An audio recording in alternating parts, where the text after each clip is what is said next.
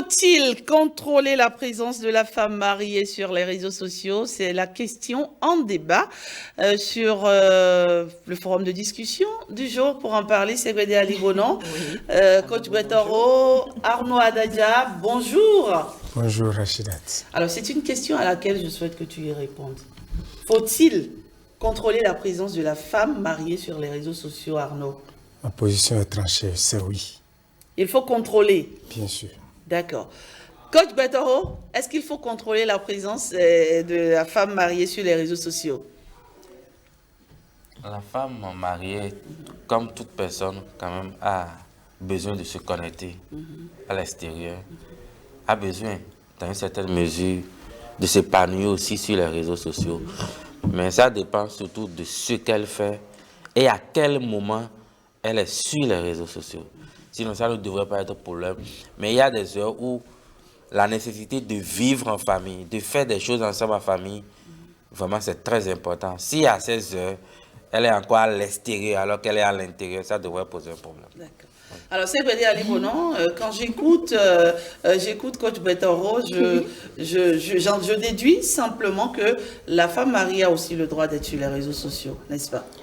C'est pas discutable.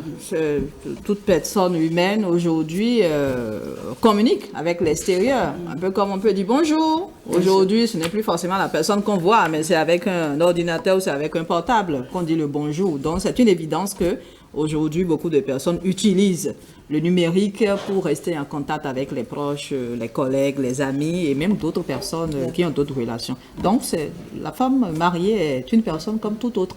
Maintenant, la question de faut-il contrôler, moi je me dis la femme mariée se contrôle. En réalité, la femme mariée, sur un certain nombre de comportements, se contrôle.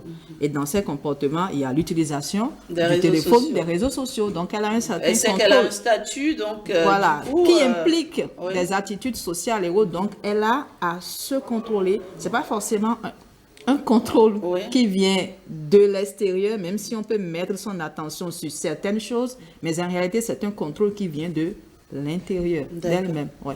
Arnaud, vous contrôlez, vous contrôlez, j'allais dire oui, simplement, l'utilisation des réseaux sociaux au niveau de votre femme. Vous regardez sur quel forum elle va. Vous donnez le droit, n'est-ce pas, de vous arroger le droit de lui dire je ne veux pas te voir sur tel forum, va ici, va là-bas, c'est ce que vous faites? C'est vrai que de caractère, j'ai quelques principes, mais pas d'être féodal au point de vouloir empêcher à la femme de s'épanouir. Il serait un peu rédhibitoire à l'épanouissement de la femme de vouloir la contrôler dans tous ses mouvements et autres. Mais la femme doit savoir que lorsqu'elle est mariée, à partir d'une certaine heure, elle doit se mettre à la disposition de son mari. Parce que c'est d'abord pour ça qu'elle est mariée et c'est d'abord pour ça qu'elle est dans le foyer. À partir de quelle heure? À partir de 20 heures déjà. Parce que 20 heures. Elle doit se déconnecter des réseaux sociaux complètement. Déconnecter des réseaux sociaux, savoir qu'elle devrait être à table avec le mari et qu'à partir de 22 heures, tout dépend du milieu parce qu'il y a des couples qui restent en éveil au-delà de 22 heures, mais déjà à partir de 22 heures, qu'elle doit se mettre entièrement à la disposition, non pas de ses enfants, mais de son homme. Voilà. Donc pour voir à partir de 20 heures, stop. Plus de Facebook. Plus de Facebook. Plus de Twitter. Plus de Twitter. Plus de WhatsApp. Non. D'accord. L'attention beaucoup plus. C'est vrai, vous qui êtes femme sur ce plateau, qu'est-ce que vous pensez de cette rigueur-là? Je pense que c'est une façon très tranchée de dire les choses, mais qu'on peut nuancer un peu. Alors, c'est parce que la plupart du temps, en journée, tout le monde travaille. Et la nuit est réservée pour l'intimité, la proximité, la communication. Donc, du coup, on laisse l'extérieur à l'extérieur et on s'occupe de l'intérieur. Mais il y a quand même des nuances. Il est dit que dans certains moments en journée, la femme n'a même pas le temps de s'intéresser aux réseaux sociaux et c'est à partir de 20 heures qu'elle a un peu de temps. Il se peut que son travail ou même l'éducation des enfants n'ait pas permis qu'elle réponde à des messages, qu'elle se connecte, qu'elle gère de la clientèle en ligne ou qu'elle fasse des réunions en ligne ou qu'elle appelle sa mère ou qu'elle fasse... Après 20 heures. Ça peut. Bien sûr que ça peut. Après 20 heures, ça peut. C'est une question d'organisation et de discipline, tout simplement. Alors, si dans la plupart du temps, on travaille en journée, il est de bon ton que la nuit, on s'occupe de soi, de son époux, de ses enfants.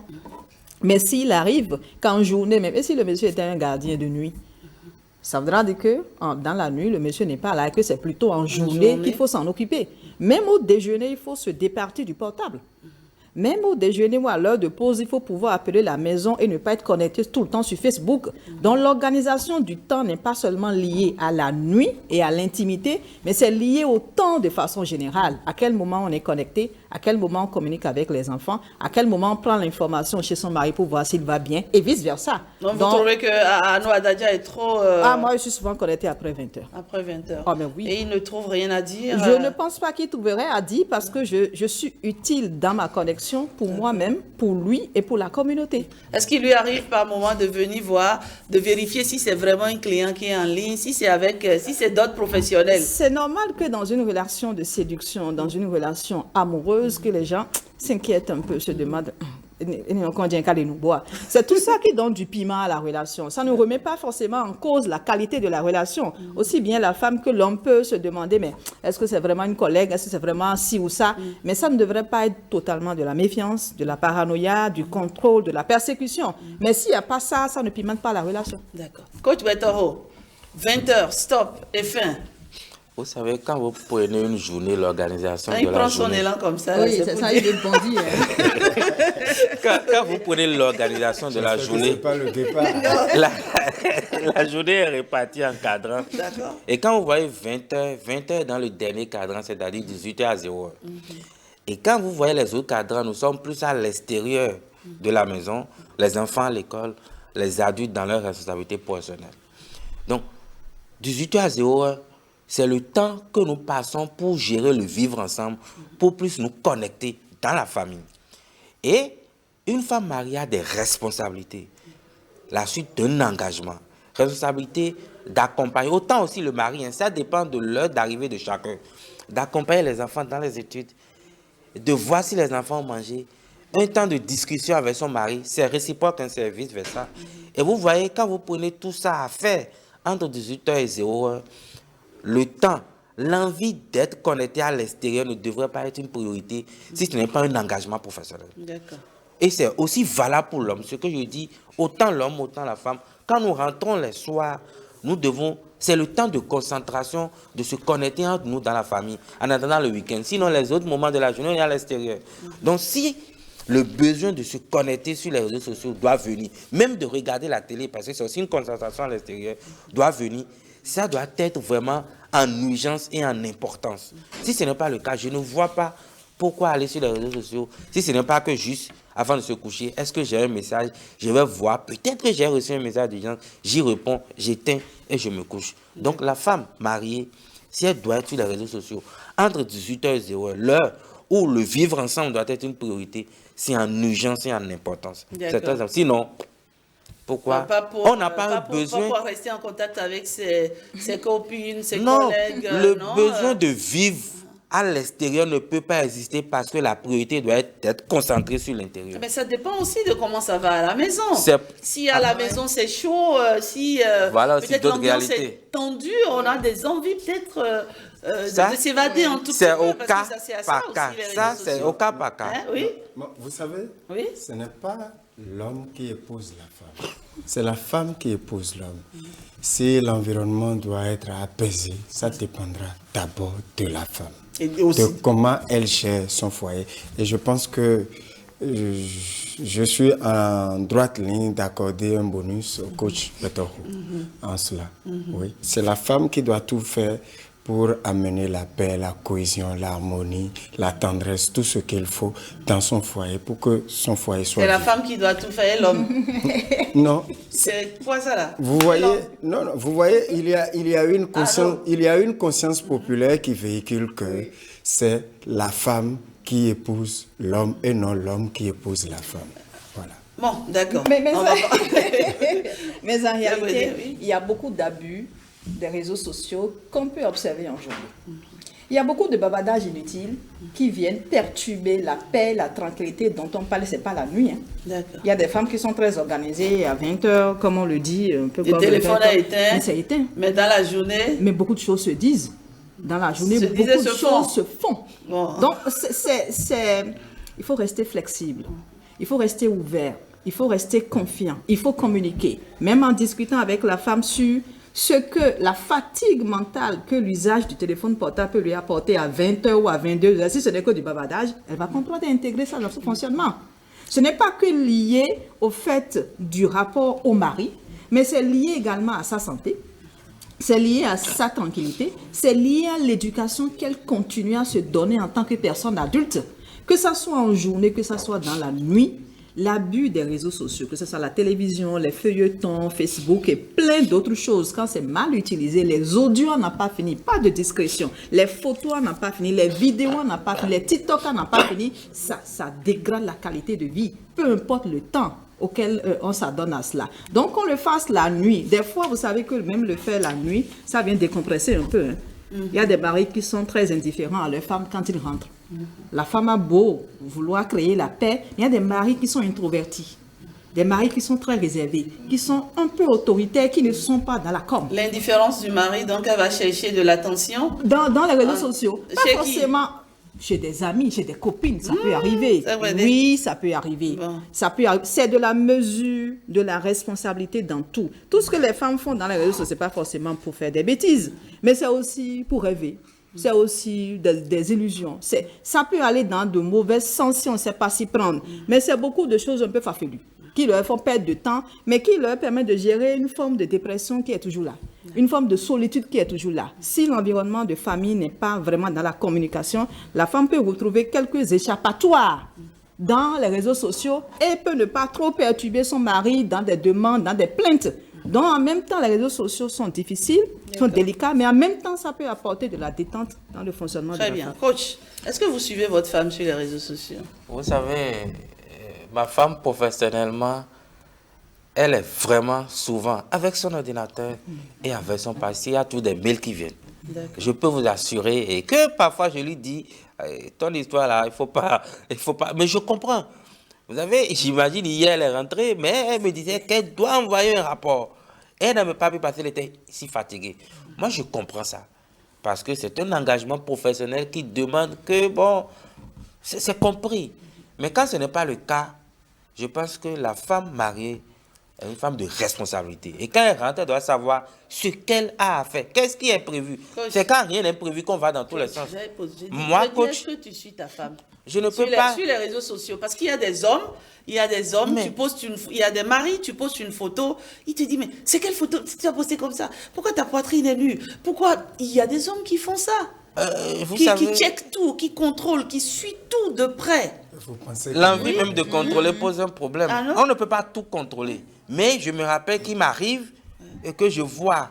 Vous savez, moi, vous savez ce que je vois, ce n'est même pas les photos. Ça ne m'intéresse pas. Il y a de ces femmes qui envoient des messages sur les réseaux sociaux.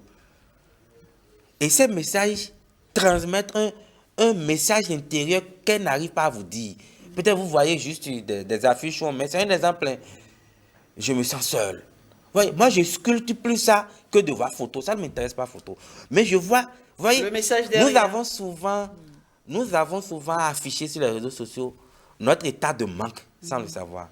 Et quand moi, je vois souvent les femmes, pas seulement ma femme seule, j'aime voir quels sont les messages, les affiches à messages qu'elles publient. Ça m'amène à savoir leur psychologie. C'est-à-dire ce qu'elles pensent et ce qu'elles ressentent. Moi, je suis beaucoup plus dans ça. Donc, à travers un post, vous savez si votre femme elle est de bonne humeur, oui, c'est ça, moi, si elle a des choses à me dire qu'elle n'a pas pu dire.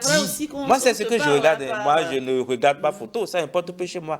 Mais je vais sculpter les gens dans les messages qu'ils veulent porter aux autres. C'est les messages qui manquent en réalité à leur niveau. C'est ça qui m'intéresse. Quand moi, je vois ce qu'elle publie, je vois tel message, je dis, pour moi, c'est un message que j'apporte en termes de manque, où je l'interpelle pour voir en réalité ce qu'elle veut. Moi, je suis plus dans ça. Photo, ça importe peu. Pour moi. Non, moi vous êtes plutôt possessif, n'est-ce pas? Ah non, je te connais, il ne faut pas mentir. Bon, tu contrôles tout. Bon, depuis mon enfance, j'ai appris à vivre comme un pigeon. Comme un pigeon. Oui, comme un pigeon. D'accord. Donc, j'ai plus de raisons à être possessif parce que là, c'est mon âme sœur. C'est ce qui m'est le plus cher sur la terre. Le pigeon vole. Le pigeon vole, mais le pigeon, le jour où vous constatez, le pigeon perd son mâle, vous allez voir le pigeon femelle vivre seul tout le reste de sa vie. Donc, je ne suis pas le genre à voltiger comme un papillon de fleur en fleur. Donc, pourquoi ne pas être possessif? Donc, voilà les raisons qui me rendent Mais c'est chiant possessif. parfois d'être possessif. C'est pas chiant. C'est pas chiant ça. lorsque, quelque part, il y a une petite raison. Parce que c'est vrai que dans les dispositions des droits internationaux, il y a quelque part, article 41 ou chose là, des droits de l'homme qui dit que les hommes sont nés libres et égaux devant la loi et tout ça, c'est vrai. Mais lorsque nous nous retrouvons dans un foyer, chacun doit savoir sa part de responsabilité et ses limites. Parce que pourquoi la femme est dans le foyer? On ne l'explique pas aux enfants, mais c'est d'abord la raison fondamentale, c'est donner la tendresse, c'est donner l'affection, c'est donner tout ce qu'il faut pour apaiser le foyer. Parce que vous voyez toute la pression que l'on subit dans les milieux professionnels, dans la journée, le stress et tout ça. Lorsque vous rentrez à la maison et que votre femme vous sourit, vous vous dites, bon, enfin, j'ai retrouvé de la joie quelque part. Et lorsque cette personne-là ne vous donne plus de la joie et qu'elle doit être tout le temps concentrée sur un appareil que vous ne comprenez pas, et qui plus est encore viré dans l'indécence, des choses qui doivent encore vous remonter plus, vous voyez, quelque part, ça ne va pas. Donc, d'où la nécessité du contrôle. Ce n'est pas une manière de gendarmer la femme, mais c'est une invite à la compréhension pour pouvoir préserver la cohésion familiale. Merci. D'accord. Voilà, oui. Un contrôle amoureux, c'est Un contrôle amoureux. Parce que même dans l'habillement, tout court, au-delà des réseaux sociaux, l'homme a le regard sur le comportement de sa femme en termes d'habillement et vice-versa. Donc la femme mariée a une carrure, elle a une personnalité, elle génère quelque chose. Et ça, elle doit pouvoir l'intégrer. Si elle ne l'a pas intégré, ça revient au mari, aux gens qui l'aiment, de trouver la manière, la forme de lui faire intégrer cela. Mais elle n'est pas un enfant. Elle est une adulte. Faut pas non plus l'infantiliser. Mais c'est ça la question. Elle s'est fait ses choix, donc elle a trouvé la forme nécessaire pour lui dire, mais attention, une photo comme ça ou un message comme ça sur les réseaux sociaux, ça t'expose. Et ça crée des interprétations dans la tête des personnes que tu ne vois pas. C'est normal qu'elles se ressaisissent. Mais ce n'est pas une manière de mettre un contrôle, un audit interne dans la maison. Voilà, Contrôle parental. D'accord. c'est ça. Allez, merci à vous, chers débatteurs. Je pense qu'on a fait le tour de la question, n'est-ce pas? Aujourd'hui, on ne peut plus vivre sans les réseaux sociaux. C'est fait, c'est cuit, c'est pour la vie, quoi. Même les mémés il ne tient... Les Oui, mémés même sont... franchement, c'est charmant, hein. mémé. On va faire ça comme ça, Bah, sur je TikTok. te dis. C'est la génération Bah TikTok. oui, c'est vrai, Donc, c'est fun, c'est amusant, ça détend, ça déstresse, on peut ouais, gagner ouais, beaucoup ouais, d'argent avec ses aussi. fantasmes. c'est ça. Le TikTok Ah, aussi avec avec ses ses Avec ses fantasmes. fantasmes, n'est-ce pas? Ouais. Ah bon? Dis-moi un peu. Non, mais elle parlait des mémés Des mémés. TikTok, Oui. des mémés qui préparent la pâte, la- mais qui veulent quand même bien se voir sur TikTok. C'est ça. Donc, je disais que le TikTok avec ses fantasmes. Bien sûr. Allez, merci à vous. Merci pour le débat de ce jour. Faut-il contrôler la présence de la femme mariée sur les réseaux sociaux? Chacun, sans doute, a son avis sur la question, mais je pense que la vie de couple, c'est pas une prison.